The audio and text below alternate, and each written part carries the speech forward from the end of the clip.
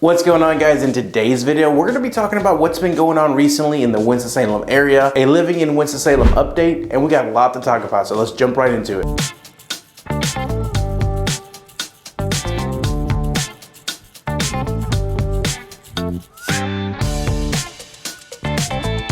My name is Ramon Lomeli. I'm a local realtor and the team leader of the Smart Move Group brokered by eXp Realty here in Winston-Salem, as well as all the surrounding areas. And I wanted to make this video today because a lot of things have changed rather recently over the last few years especially, and I want to make sure that you're aware of them if you're thinking about moving to the Winston-Salem area. And I just want to take a moment to remind you that if you have any questions, comments, concerns, would like to talk to me directly, maybe schedule a Zoom call, the number on the screen is my direct cell phone number. You can call me or shoot me a text at any time. If after watching this video you still want to move to the Winston-Salem area, I'm going to put a link below so you can see what homes are currently available while you watch this video. And don't forget, I do have that free relocation guide. It goes over places to eat, things to see, things to do in the Winston-Salem area, as well as some amazing neighborhoods you may want to consider. All of this plus my contact information and all my social media handles are going to be in the about section of this video, so make sure you go down there and check that out. Winston-Salem is changing rapidly, not just the cost of things, but also the general environment of the city. So the things that we're going to talk about in this video are going to be relevant to you if you're thinking about moving to the Winston-Salem area in 2023 or beyond. So the first thing we're going to do today is talk about the population of Winston-Salem. So according to World Population Review, Winston-Salem is growing at a rate of 0.79% on average per year. In fact, Winston-Salem has grown about 2.4% in population since our last census. And what I basically took from that information is that our little city here is growing. It's growing really rapidly. We're having a lot of industry, a lot of businesses, a lot of companies come bringing a ton of jobs to the area, not just in Winston-Salem, but as well as surrounding cities as well,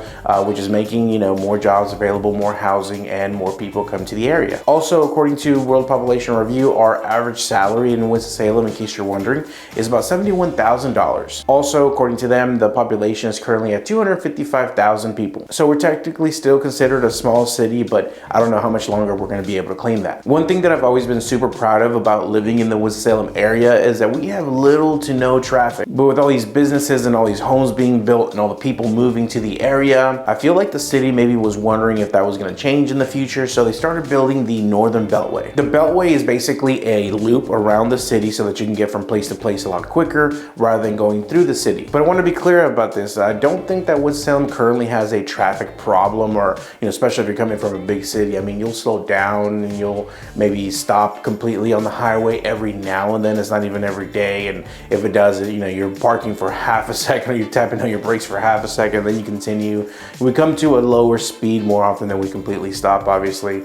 But yeah, if it's 5 o'clock or 9 a.m., you might encounter some traffic, but nothing like, you're going to be late for work as you're, 30-minute standstill on the highway. That just doesn't exist around here unless there's some kind of major accident or some kind of unforeseen natural disaster, things of that nature. Work is currently underway to extend the route in both directions. At the northwestern end, it's going to meet up with US 52, and it's going to connect to I-40 and I-74 in the south. But these things take a long time, and that's not going to happen until 2025 or 2026. So the fact that they're building the Northern Beltway is awesome. That's amazing. I really think that that's going to be a pro for the city. We still don't have, like I mentioned, a ton of traffic here, but as the city grows, we're kind of thinking ahead is the way I'm looking at it. Now, if you're thinking about buying a home in the Winston-Salem area, this could be a pro or a con. Obviously, more highways, generally that's a pro. You're going to get to your places faster wherever you need to travel to. However, you want to make sure that you're not going to buy a home that's going to be affected, either being right on the path of the highway or being in a home that's going to be in a location that's going to have adverse noise or adverse traffic. So if you're moving to the Winston-Salem area or the surrounding areas, make sure that where you're buying is not going to be affected, like I said, by the Northern Beltway or any of the other Winston-Salem NC DOT projects. The Northern Beltway is probably the biggest one going on right now, but there are plenty of other road extensions and road widenings and things that's going on all over the city, all things that come with a rapidly growing city. By the way, if you're getting any kind of value out of today's video, do me a favor and go down there, hit that like button, leave me a comment, but above all, subscribe. Those kinds of things really keep me motivated to keep pumping out these videos for you. And don't forget about all those helpful links that I put in the about section of this video for you guys to check out. Up next, we're going to talk about the rental market in Winston-Salem and how that's changed. This probably doesn't come as a surprise to you, but the rents in Winston-Salem are rising. Now, this is due to a variety of factors, but I would say the biggest reason is probably a rising demand and a limited availability, as we've seen basically across the country. So on average, in the last 6 months, you can usually get like a 3-bedroom, 2-bath for about $13,000 $1,300. But keep in mind that that is an overview of the entire city. So, you know, there are definitely going to be some areas that are not as nice as other areas that don't have as proximity to, you know, better schools or better jobs or the highway or wherever you need to be. So, you know, definitely keep that in mind. So if you are looking for a rental in the Winston-Salem area, I can definitely email you a list of rentals that are currently available. But keep in mind that anything that goes basically through a real estate agent is going to have, you know, a little bit of a higher fees, and it's going to be done professionally through a management company. I find that a lot of people that want to move to the Winston-Salem area want to rent through the owner directly. And for those kinds of things, you're going to either have to go forrentbyowner.com, Craigslist.com. Zillow has a section for rentals, or you could do it the old school way, which a lot of people still prefer to do around here. Drive around a neighborhood you want to be in and hope that you find a for rent sign in the front yard. Now, obviously, as a real estate agent, I'm more of an advocate of being a homeowner versus a renter, but I do understand that moving to a new city is difficult. So if you need to rent for 6 months to a year, I'll do what I can to help you in those situations. And after that, then maybe you can buy a home down the road. And now we're going to talk about home prices. This is probably what a majority of you watching this video, what you guys came here to see. There are definitely some interesting things going on in the real estate market, to say the least. So as it pertains to 2022, the first few months of 2023, we've definitely noticed a slight difference in the prices here in the Winston-Salem local real estate market. Now, this could be for many reasons. Obviously, wintertime, holiday season, fluctuating interest rates, weather. These are all factors that contribute to, you know, the real estate market as a whole. So if we take an average of the first couple months of sales in the Winston-Salem area, our average sold price was $264,000 here in the Winston-Salem area. However, the average sold price for the entire year of 2022 was about $285,000. So obviously we're lower this year, but we really don't have enough data to make an accurate assessment whether homes are going to be cheaper in 2023 versus what they were in 2022. Now, at the beginning of the year, I was personally convinced that real estate prices were going to at least flatten, if not start to drip off a little bit. Nothing significant, no market crash, but something slightly less than 2022. Unfortunately, my thoughts kind of have changed on that a little bit, seeing what I've seen at the end of February and beginning of March. But by all means, please do your own research and come to your own conclusions. I have been a real estate agent here in the Winston-Salem area for about 11 years, a little bit over 11 years now.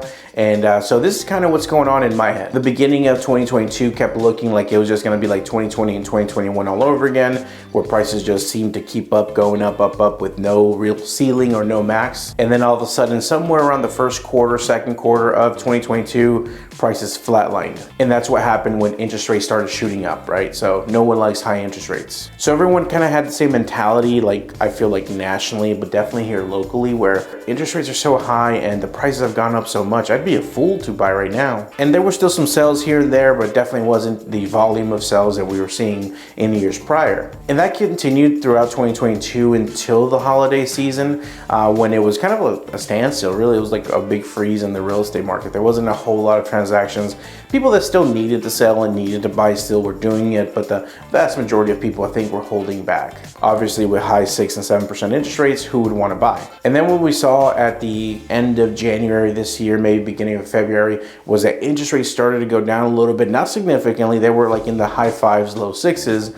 And it became a frenzy again. For like 3 weeks, 4 weeks, it just seemed like everyone was buying houses. Interest rates were, you know, affordable. They weren't 4%, they weren't 3%, but high 5s, low 6s. That's still reasonable. And guess what? We started seeing multiple offers again. We started seeing highest and best. We started seeing a real need, a real want for more inventory. Interest rates have gone back up since then. I'm recording this video the first week of March. And the interest rates have definitely started going up right now, and it's caused the real estate market to slow down again. So essentially the interest rate is like the biggest factor right now in the local real estate market. So as soon as you see interest rates drop a little bit, a bunch of people are gonna jump in to buy a home at the same time, which is gonna create multiple offers, bidding wars. It's gonna drive the prices higher.